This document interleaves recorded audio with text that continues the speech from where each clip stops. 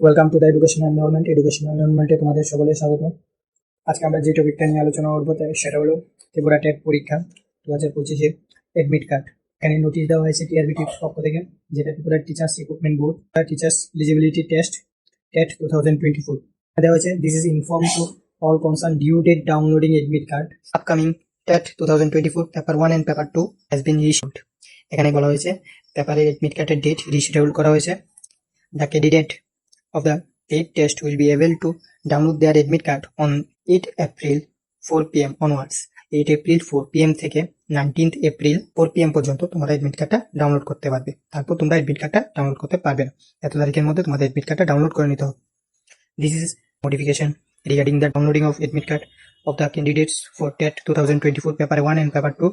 The earlier notification নাম্বারটা দেওয়া হয়েছে এখানে 16/12/2024 of TRBT. However, all dates instruction notified through the purpose come instruction and notice regarding TTET 2024 published time to time in the website TRBT shall be remain unchanged.